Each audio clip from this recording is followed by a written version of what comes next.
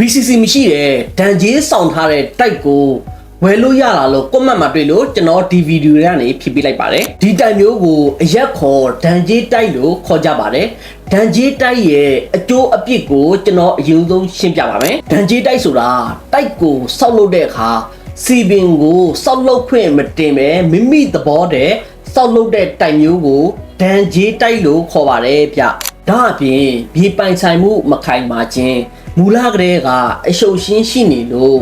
စီပင်သားရေးကော်မတီမှာစောက်လုပ်ခွင့်ကိုပိတ်ထားတယ်ဒါပေမဲ့မိမိသဘောအလျောက်စောက်လုပ်တဲ့တိုက်ကိုလည်းဒန်ဂျေးတိုက်လို့ခေါ်ပါတယ်စီပင်ဥပဒေပုံမှာ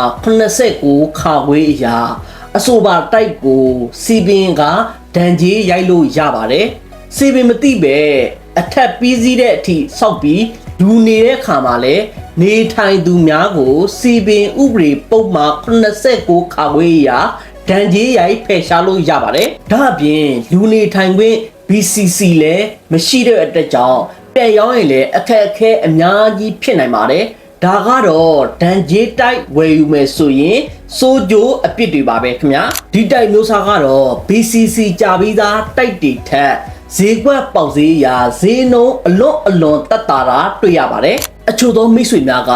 မိမိဝေပမာဏနဲ့ကိုက်ညီတယ်ဆိုရင်ဒီလိုဒန်ဂျေးတိုက်တွေကိုမျက်စိစုံမိတ်ပြီးဝယ်လေးရှိကြပါတယ်ဒီလိုတိုက်ခန်းမျိုးကိုဝယ်ယူမိခဲ့ရင်မိမိငွေကြေးနဲ့မိ